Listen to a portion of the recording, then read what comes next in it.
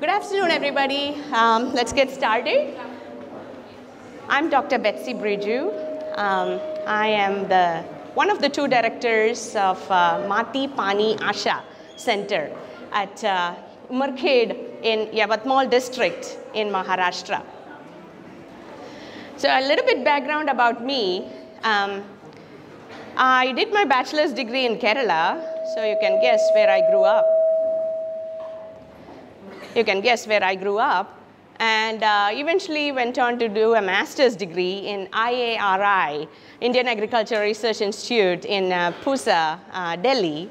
And then eventually went on to do a PhD in Ohio University, the USA, on a project that helps the researchers learn why plants grow up. The plants, even if you put it on the side or erect, the stems always grow up, right, upwards. And the roots always grow down. Even if you put it in a box with no light, it still knows, the stem knows which is up and the roots know what is down. In the space, that is not the case. It's different. There is no gravitational pull to act on this plant, and the plant, what would it do? It doesn't know what it would do. That means certain genes are triggered on the surface of the earth, which is not triggered in the space. And so we look at the differences in the genes that are differently expressed in the space when compared to on the surface of the earth. And that was my research. We sent plants on NASA rockets and sent it over to the International Space Station. And that's where the study happens. You know, we don't send trees, but we put it on Petri plates and tiny plants and see how they respond. And look at the genes that are triggered and genes that are not triggered. Well, that was my past life, if you will. But eventually, I wanted to do something with my life. And so my husband and I returned to India after 15 years in the US.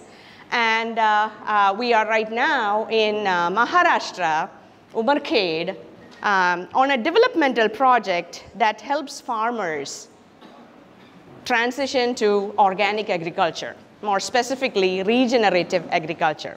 I'll talk to you more about it. Why Yavatmal? I'm going to tell you a little bit about the institution that I work with, the Mati Pani Asha Center. Just a prior information, my talk is going to be light. I'm not going to be, I'm not an academician. I'm not in a university setting right now, although I used to be. But it will be filled with stories. And I want you to extract what you can for your own specific situation that will be useful in your own environment that you are part of. We all are change makers, right? We all are change makers. Whatever situation we are in, you're in the classroom, I'm in the farmer's field. You're working with students of different levels, I'm working with farmers of different levels. When you think about farmers, we all think they dig the dirt. Not necessarily all the time. I have farmers who are scientists. They don't have a degree, a PhD, but they are scientists. The observation skills are exceptional. And I'm in awe of the knowledge that they bring to growing the food that we eat. So anyway, with that said, I just wanted to briefly introduce the project that I work with. And definitely I'll let you get to lunch sooner than, than expected according to the time given. Anyway, so Yavatmal district is in Maharashtra, about 12 hours away from Mumbai by train, still Maharashtra, still Marathi-speaking place, and it is a place in Vidarbha region which is known for farmer suicide. Sadly, it is known as the suicide belt of India, rightly located in the central part of India. It is a farmer suicide belt of India. And there is a forecast that was made by the World Bank report that came out. This picture right here, this, I don't know, this map is what was shown. It's a picture, it's a map from all over the world, but focusing on India, and the most red you see is the central part of India. And you know what that means? Climate change is going to cause a decrease, a downhill trend of livelihoods. That means the farming as a business is going to go downhill. And the most downhill it would go is represented by how red it is on the map. And where do we see it? The part that we are in, central part of India, specifically Vidarbha region. 1 acre to 3 acres is the size of the land holding of farmers in the Vidarbha region. They have cotton, they have turmeric that they grow. Some farmers who have water, they grow sugarcane and several other crops. Mostly they are rainfall dependent. And you know how much rainfall we get there? It's about 700 to 1,000 millimeters. What does that mean? 3 months of rainfall, and that's it. No rains until the next monsoon comes. That is the sad situation over there. I mean, something that we cannot do much about, but we still can do what we can with what we have, right? And that's why this project came into being. We have 4 prongs of approach for the project that I do. One is regenerative agriculture. So we all have heard about organic agriculture. That's a common term that we have heard, and we are, it's floating around. But regenerative agriculture is one step ahead. So when you say organic agriculture, you don't use chemicals, right? But then regenerative agriculture is what brings the soil back to the soil like as of the forest. Have you seen a difference between the soil in the forest compared to the soil in the farm? There is a difference nowadays. But then 2-3 generations ago, the soil was as similar in the qualities as that of the forest. Forest soil. It feeds the plants, the trees, the vines, and whatever is in the forest. Does anybody spray chemicals to decrease the pests and diseases in the forest trees? No. Does anybody put fertilizers, chemical fertilizers, to the forest soils to make it grow? Nobody does. But then the soil takes care of the plant, the tree or the shrub or whatever is in the forest. And it, if there is a pest or disease incidence, it's able to combat this problem all by itself. It is capable of dealing with it by its own mechanisms. So some years, it's the year of the borer, okay? This particular borer. Can't do anything about it. You just spray whatever in the farm, but still you're basically wasting money, but at the same time you are not dealing with the problem efficiently as you think. See, I'll tell you an example. This year, we grew pigeon pea, tur, sambar dal, yeah? And my neighbor, we have a model farm, and then the neighbor of that model farm, he sprayed the pesticide to destroy the pod borer of pigeon pea like 5 times. Spent like 5,000 rupees, which is huge for a small farmer. And we sprayed pest deterrent solutions and prophylactic solutions that were homemade, as in like farm made. there is no effect for that person and for this person, you know, who is using the pest deterrent solutions. So what do we do? I mean, there was times when we were like, are we doing the right thing? Is it the right way to go? What do we do? But then when we got to the 5th time the spraying was done, chemical by the neighbor, and then us with farm-made formulations, we decided this is the year of the pod borer of Tur. Can't do anything about it. That guy wasted 5,000 rupees. We did not waste any rupee. That is a good thing, isn't it? So we had a loss, yes, but the amount of money that went out of our pockets was 0, but that guy lost 5,000. So when you look at agriculture, you have to think about how to deal with this problem while still maintaining a cost that would be doable. It is affordable for the farmer. You know, I'll get to how we deal with this problem. Well, if everybody goes for, oh, this is the year of the pod borer, that's the year of the fungal disease, we're going to starve, right? Not working. But then we have plans in place that will help the farmer at the same time feed people in a way that is possible, that will work with nature, and that's regenerative agriculture. Several things in it, you know, cover the soil with mulch and, you know, use live root throughout the year and crop diversity. That's huge. You don't go for monocropping. If it's the year of the pod borer for the Tur, then I have green gram and black gram and several other rows that is going to bring me profit. Pulses. This year I might eat less of sambar dal, but then I would still get my nutrition out of the land that is producing for me. So different ideas that you should incorporate. Look at it in a holistic way to make it work. Food systems thinking, that's another thing. I'll give you an example. You know, lots of examples and lots of stories is what you hear today. Food systems thinking. Let's say I advocate for do not use pesticides, chemical pesticides and chemical fertilizers. What will happen to the shopkeepers, which are plenty, who sell pesticides and fertilizers, chemical fertilizers? They are doing it for a living.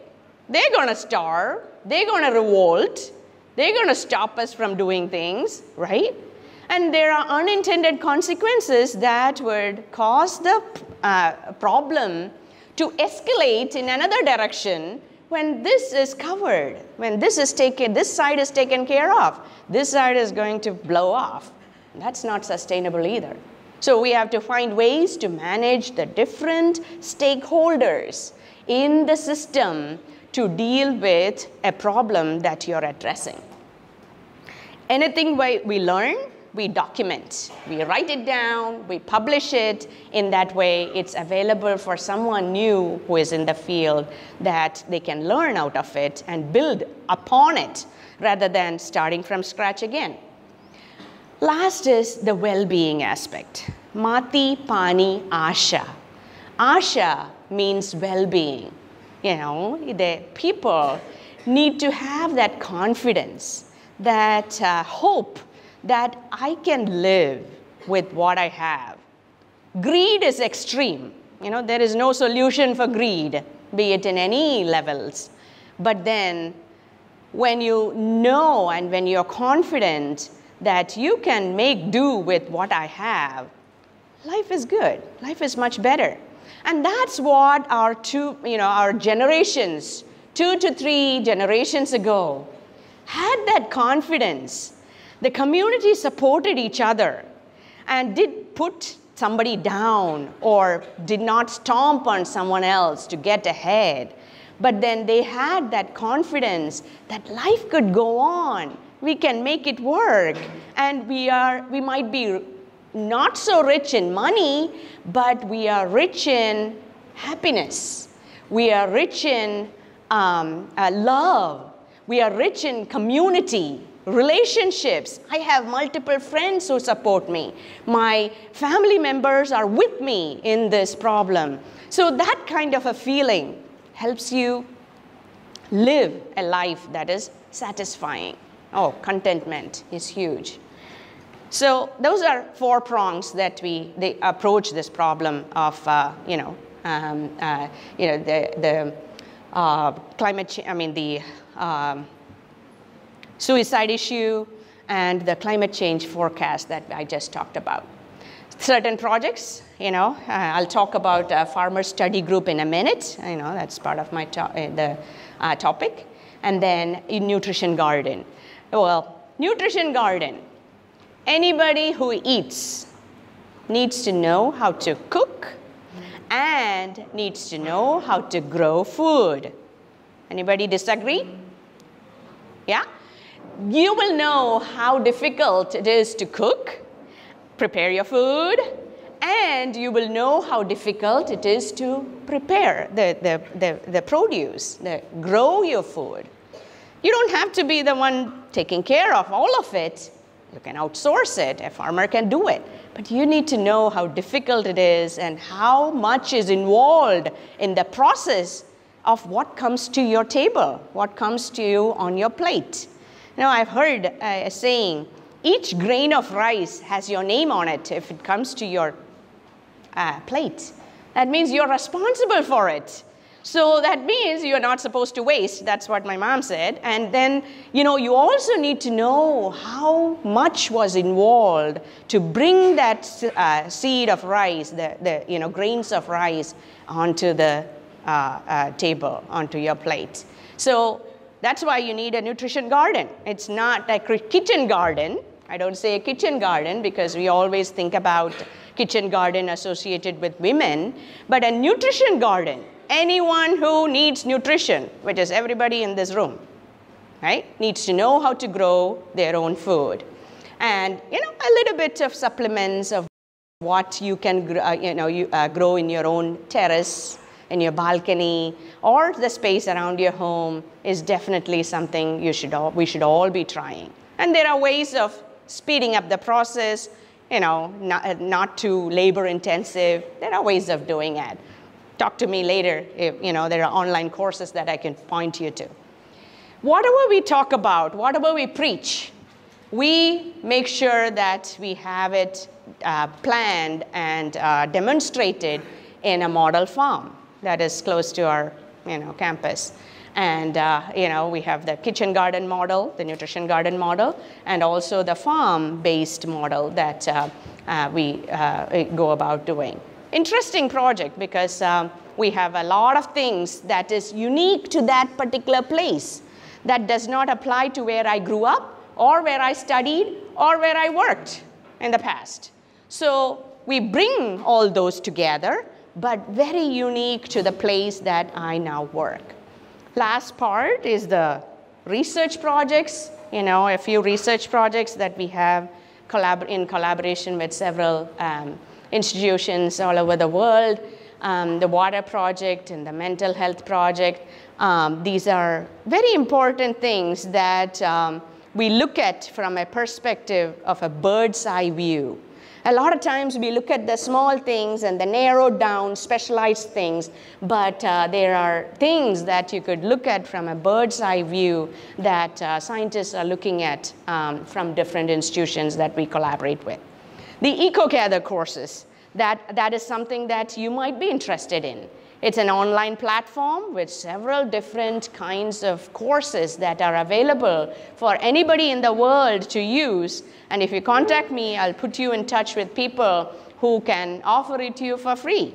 It's actually a course that is offered for fees, but then, if that's something that you're interested in, then we can make it work through the Mati Paniasha Center. Who knows what this is? Anybody? I don't know if it is there in this part of Maharashtra.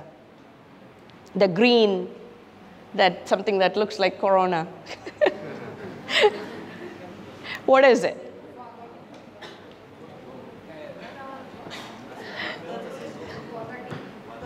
Kartula, yes, kartule, yes, exactly, kartule.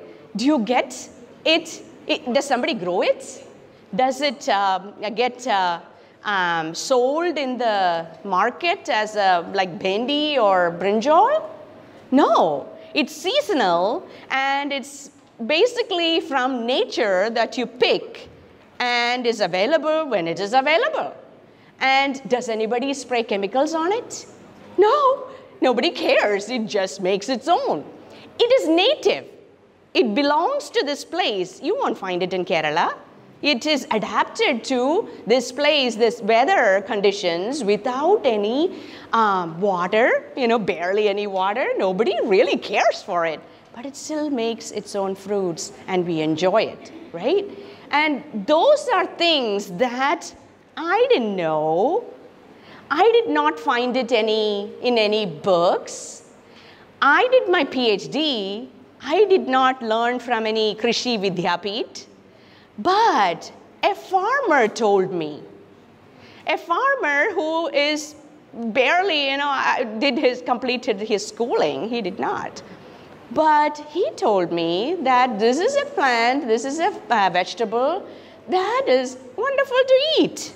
And it is completely organic.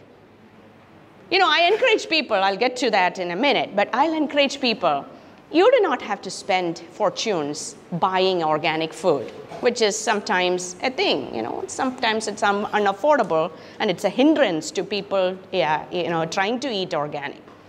Choose those foods like these, that kattule, kadu kakdi, charoli, have you heard charoli, a fruit, and mahua, used for other purposes, but still, those are native fruits and vegetables that are freely available for anyone to use, that the nature gives you, that is available to you in its season.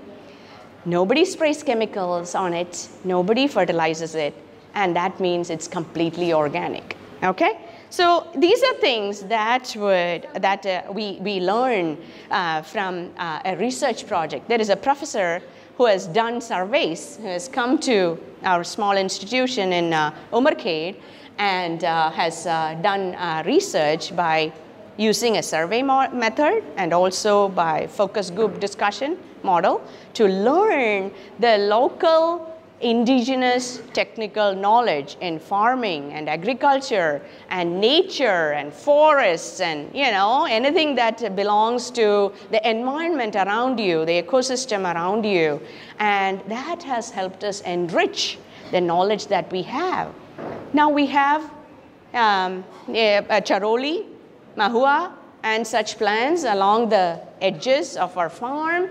Nobody waters them, it's growing on its own, and it has, value, not only for the local people, but also for the birds and animals around there.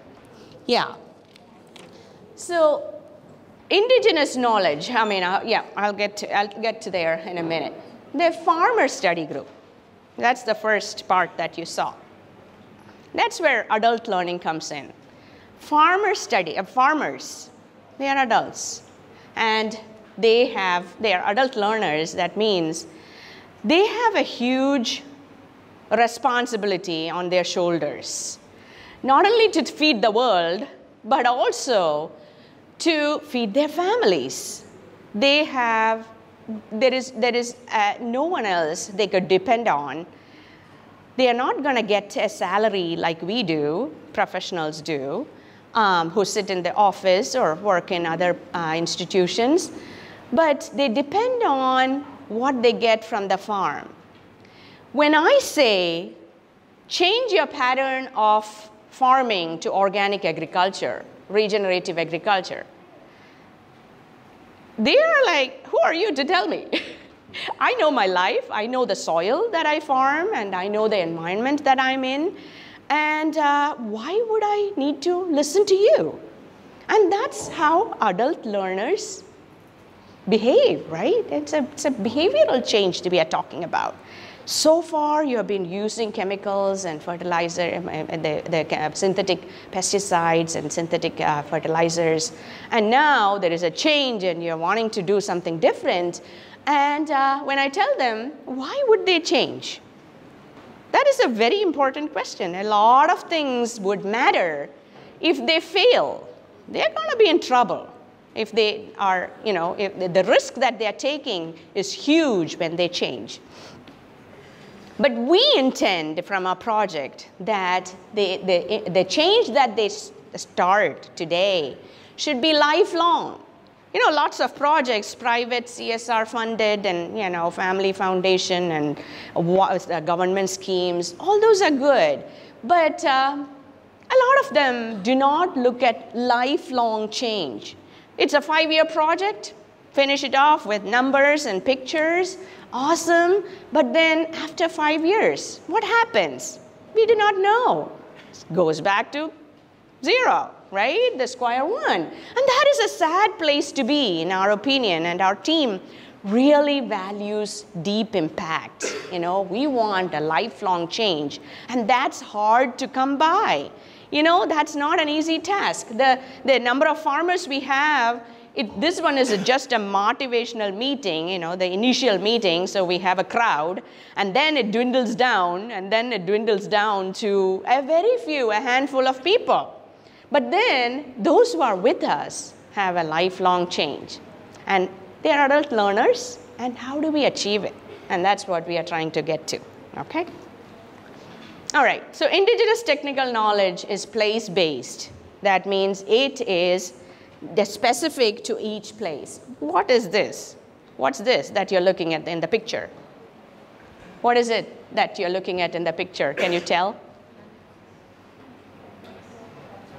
Yes. What do you call it? Okay. And in Marathi? Okay. Anything else? It's actually, you know, I don't know if you can tell, it's basically the grain is on it, and you do like this, and, you know, you try to do something to the grain. So what do you call it? Soup? Yeah, soup? Yes, soup, yes. Not the English soup, but it's the soup that we know of, yes. So what shape is it here? What shape is it? Square, rectangle? Yeah, somebody said round. Somebody said it's like a dustpan. Others said it's like a circle, right? So it's different in different parts of India. We ourselves can envision different shapes of that particular tool, the tray, winnowing tray, in different parts of India itself. So it's place-based. It depends on where you are from. Just like the soup, the indigenous technical knowledge is place-based. And then it's like, you know, I don't know how many of you, most of you know what this is, but those who are in the cities, the big cities, unheard of about this soup, right? Because they have never used it. They maybe never seen their grandmothers or mothers use it. And so it's lost. That knowledge is extinct from their minds. So indigenous technical knowledge is intergenerational. Unless it is passed down from generation to generation, it's going to be lost. And that's why that project that I was talking about exists, documenting indigenous technical knowledge. That's very important. And then it's context specific, depending on what grain you are working with. The shape is different, the way of doing it is different, and so it's very specific, and also it's holistic. I just talked about soup. There is plenty of different kinds of disciplines that use indigenous technical knowledge. You have been hearing yesterday and a little bit today how indigenous knowledge is important from different disciplines put together. This is a book that I loved, Braiding Sweetgrass. This is an American author. She was talking about how contrasting it is between the life in New York that she had compared to her life in her grandmother's town. Small is different from you know, these two contrasting lives. And she writes it down in a beautiful way. If you get a chance, you have to read it. At least you have to look at the summary of it and learn what she says. This would trigger you to start your journey in indigenous learning, indigenous knowledge. There is plenty around us that's flows by that we don't even recognize, and something that could be used in your classrooms, and that's where I'm coming at. Indigenous knowledge helps us tackle contemporary problems. You know, sustainability is a huge thing. You know, people have existed forever. They have eaten, we talked about food. People have dressed. You know, Arabs have white clothes for a reason. We have saris in India for a reason. Overlapping clothing that would cover your body for one, plus help with deal with the solar, you know, intense sunlight, you know, the UV rays that comes on you. And not only that, you know, you deal with the humidity and the dryness when it is there. There is a reason why we have what we wear or what we eat or how we farm. Everything has a reason that has been modified and standardized over generations for a very long time. There is a reason why we have a turban, you know, the kind some people use in a different shape, and while others do it in a different shape, and why others go without a turban. You know, climatic conditions have an effect on it. And these have been standardized over generations. And, you know, who are we to challenge it? There are things that we could learn and use it or modify it and use it in our daily life. So, you know, the fact that it has been, you know, brought from several generations also means that it will be sustainable. It's a long-term thing that is going to exist and be used if you would allow it. And then, you know, the climate change, I don't even have to talk about it. Things have changed over generations and over millennia, but communities have existed. They have lived and dealt with those changes that had attacked them to destroy them. That resilience that they have heard, you know, that they have experienced and they have lived with is something that we could learn from. And that is, you know, that also means that whatever changes that is going to come because of climatic issues or, you know, the issues that we see these days with exploitation of natural resources, we could deal with the indigenous knowledge that has been standardized over so many millennia. And of course, the communities are diverse. You know, within the community, there are people who are strong-minded, others there who are introverted or, you know, have a caste that puts them in a place which doesn't allow them to grow, or any different things that you can think of. You know, but still those communities existed and have existed for a very long time. And they are proof of how inclusive, even within the diversity, within the community that, you know, that existed. Yeah, so that's, you know, those are things that are, that indigenous knowledge will help you with tackling contemporary problems. You know, it's not a thing of the old, but it's a thing that would be useful for the current situation. So by the way, this is the water storage pond in our model farm that is surrounded by lemongrass. So, you know, it both serves as water, extending our season. September last, early October is the last rain. Next rain is not until July 1st. It is very long. So this is a farm pond that we use to conserve water in the farm itself. So there are challenges, though, that cause problems, you know. A lot of times, I mean, it's funny. I'll tell you a story. When I did my undergraduate degree, bachelor's degree in agriculture, I still remember some, you know, a professor, according to USDA recommendations, and that's what she started her class and went on to say the recommendations of United States Department of Agriculture. How would that apply to the climatic condition in Kerala? That is sad. You know, it's good because there are things that are rigorous research has been done and, you know, things have standardized.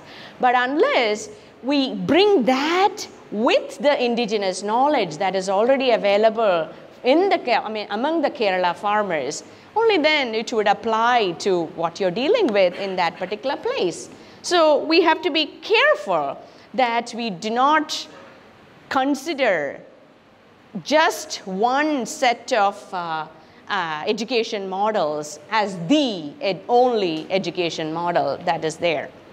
And then you have, you know, very different cases. You know, sometimes things in North India would be different from South. Something in East would be different from the West. And, you know, each state has its own uniqueness. And even within the state, Vidarbha has different situations than Marathwada. And, you know, different places have climatic conditions that are different, soil conditions different, learners that are different, openness that are different, openness to learning that are different, you know, and of course the cultural sensitivity, you know, something that we have to be careful about.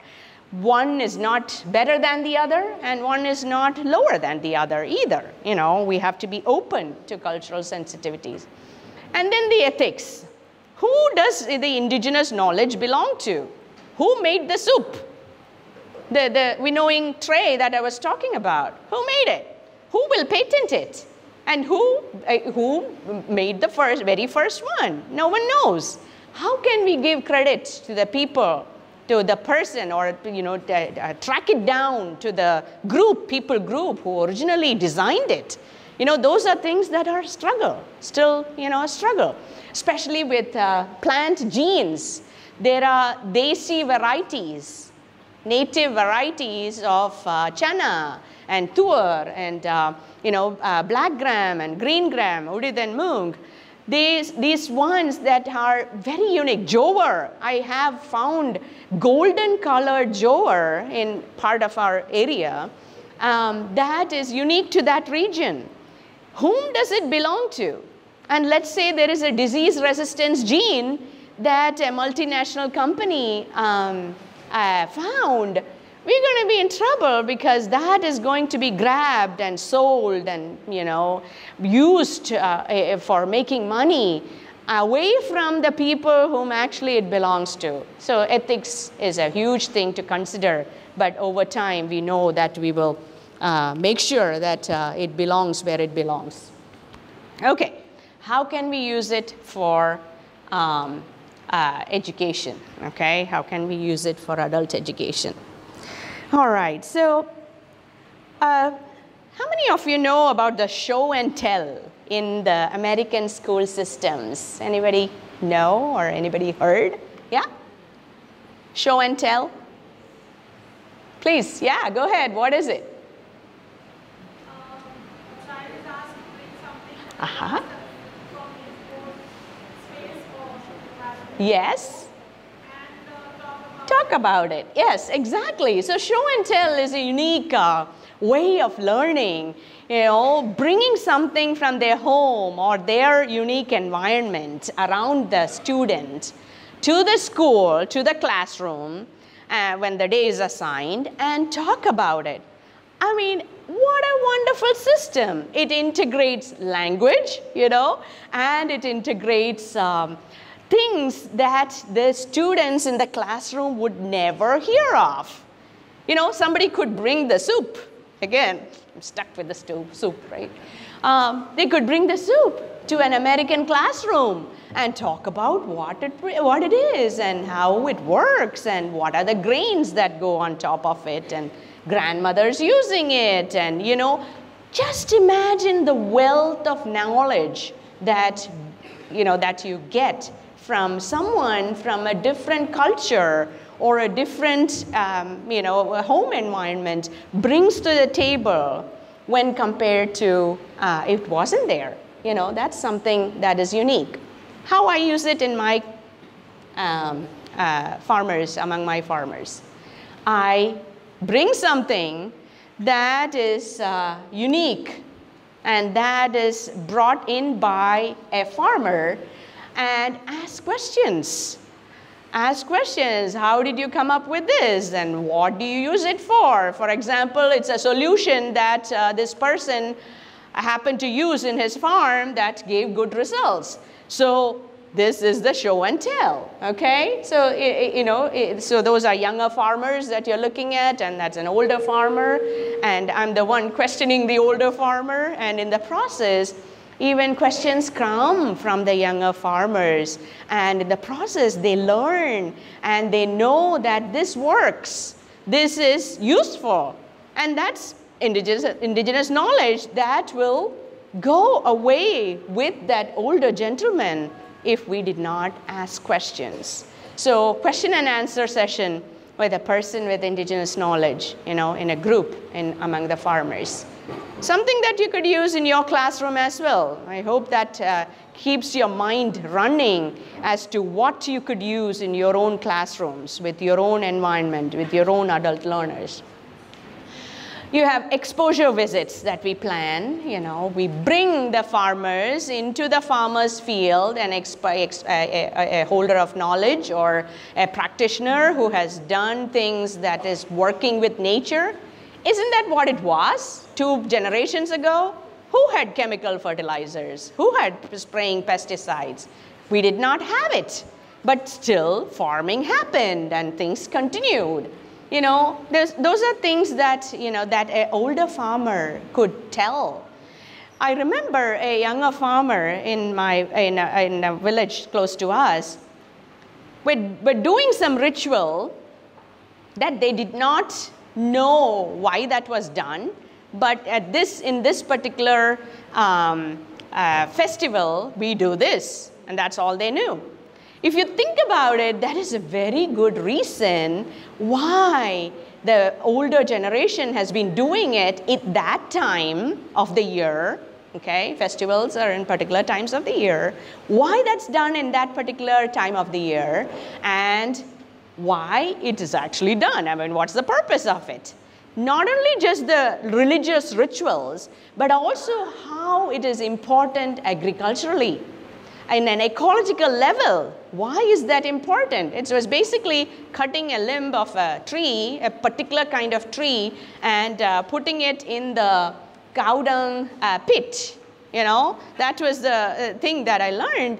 But then it is done every year, this time of the year, a particular time of the year. It's the same tree we are talking about, and then it's the limb that is used. It's not the seed or the fruit or anything. It's the limb that is cut and placed in the cow dung pit, and it starts to grow.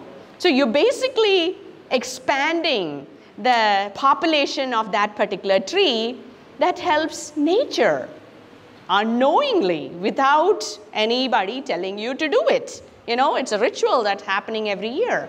So things like that, the farmers, younger farmers learn from the older farmers, and we open up many exposure visits and such opportunities. And of course, we have the social media.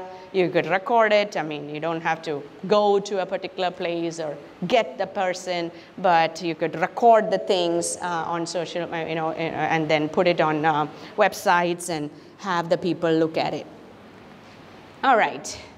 So, there are certain things that helps you as a teacher trainer, a trainer or a teacher of other students, that will help you to be better in what you do.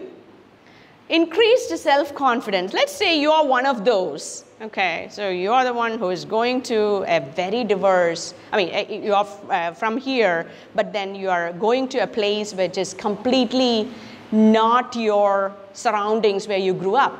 Like me, I went to the US, I taught American students, and I come back here. I'm in Maharashtra, I'm from Kerala, completely different environment. It basically is unique. Your situation is unique. You are unique. And that should help build up confidence.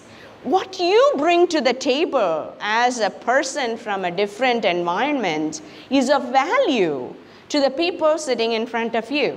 I'll tell you an example for class control, okay?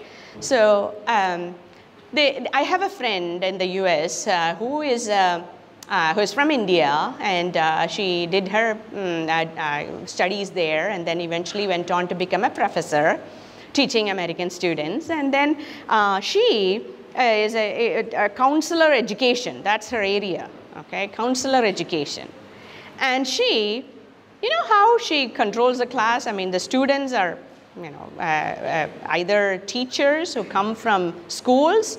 So she has evening classes and Saturday classes, and you know, or adult, you know, older adult learners. She, when she is ready to start the class, start the lesson, you know what she does? Shh. That's unheard of in the American classroom. Nobody does that. I don't know about, you know, Australia, but, you know, that's unheard of in an American classroom. But she, from India, is used to shh, right, in classes, and that's how she brings the class, her attention, you know, towards her. And it works. Why not? You know, that's an indigenous knowledge that she brought from India to the American classroom. So that's a simple example. But the confidence that she needs to have that this will work and this will be of benefit to the learners. Not harming, it's benefit to the learners. And that's something that you could bring to the table when you are from a different place or a different background. Of course, we learn education models and, you know, different things, systems and concepts in learning and you know, in your classroom management and, you know, the learning hierarchy and whatnot. But then you, because of someone who has this unique experience, maybe from a tribal village or having an experience in a tribal village or in a different language scenario or a cultural scenario, you bring to the table something that is unheard of, you know, in the traditional training that you have already received. And that's something I encourage you to do. Bring that unique things that comes with you into the classroom that will benefit the students. You know, something that you have to consider when you are in a new, different environment is the cultural sensitivity. So when I go to the villages, you know, they put tika on me, and then they wash my feet. I've never had my feet washed by an adult, you know, in my life. And the meetings are at 8 p.m.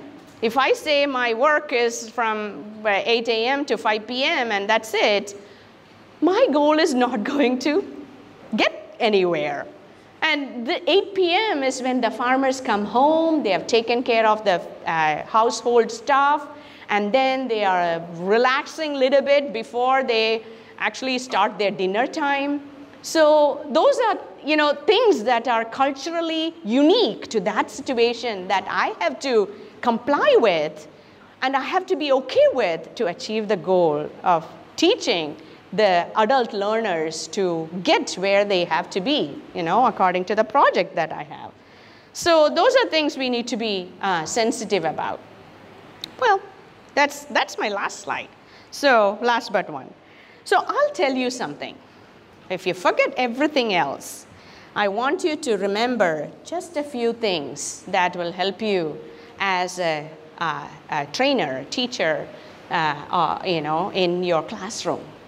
You know, as a lifelong learner, talk to the older generation. You know, they might be gone before you know that. And along with them, the knowledge will go. You know, how did they teach? How did they eat? Those are things that you could learn as well. But in your area of expertise, how did they teach? What did they learn? They might not have gone to a typical school classroom that you and I are familiar with. But that doesn't mean they did not learn. They still learned. How many of you know about the Gurukul system? Gurukul system, and they have started up recently, you know, recognized the importance. It started up several Gurukul system in India. And You know, those are things learning could happen under a tree, on a walk to the farm, or, you know, it could happen on the way where you are, you know, working in the kitchen or in your yard or wherever you are. And that's what you should see for your students. I'm very much encouraged to see that you try out new things, you know, as someone pointed out with the example of using several different languages for the concepts. That's wonderful, because what your intention is to teach, as in the learning has to happen. How do we get there?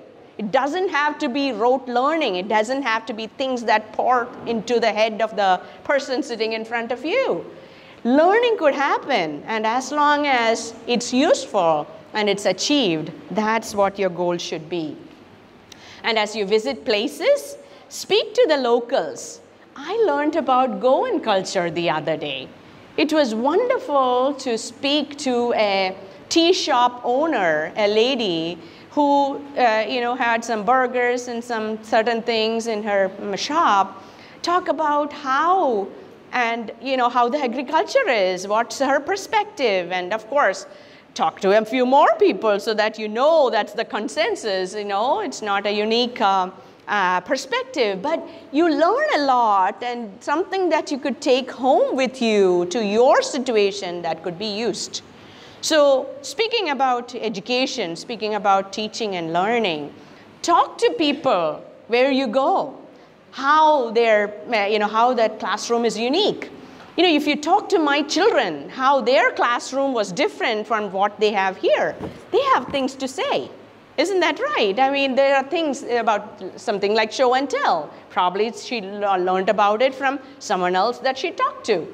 Talk to people about in your area of expertise, in your profession, especially the locals, the people who are at the ground level, and learn what you can adopt from that particular situation. As a researcher, there is plenty of stuff out there that has not been backed up by scientific proof, scientifically studied. There is plenty, only if you look. And that is something, a paper, if you're a researcher in education, there is a published paper right there. It's work.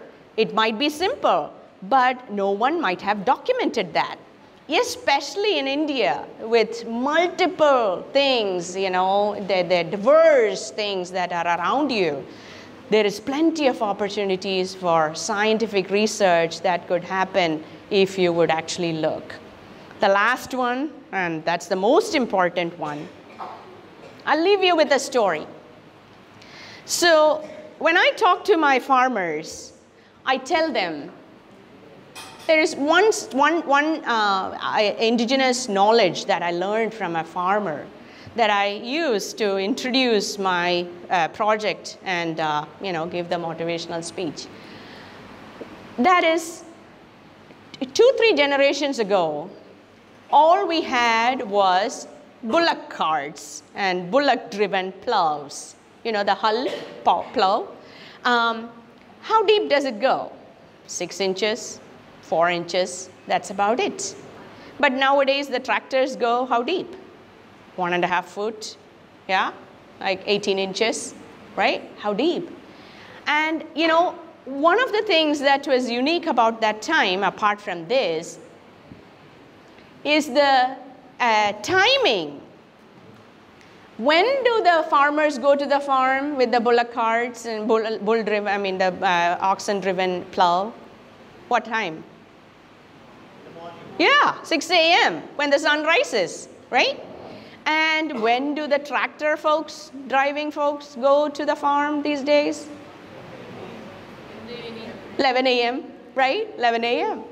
So when they go at 6 a.m. and start plowing the field, I'm talking about 1 acre or 3 acres to the max, the birds come and eat the insects that have been destroying the roots or, you know, causing trouble.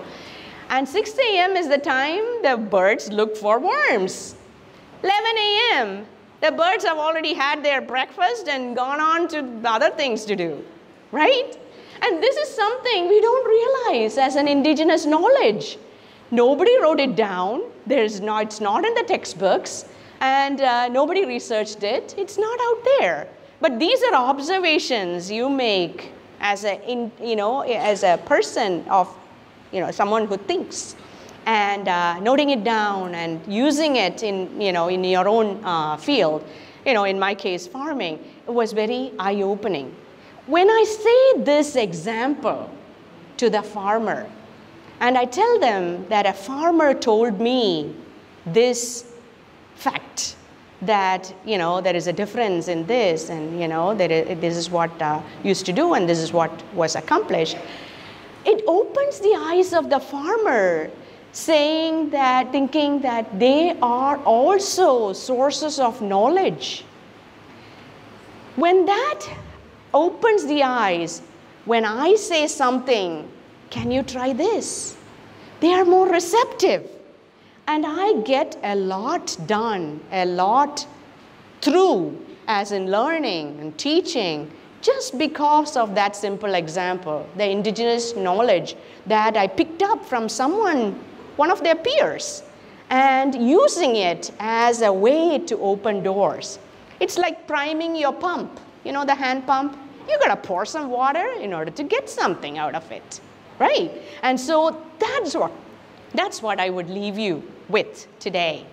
I want you to prime the pump, so to speak. I want you to have them bring something to the table so that you can build on it to get what you want to get ahead with, what you want to deliver in your speech. So anyway, that is the last slide that I have, and if you have any questions, and if you get too excited about regenerative agriculture or any of these things that I talked about related to farming, come talk to me. That's my contact information. Thank you very much.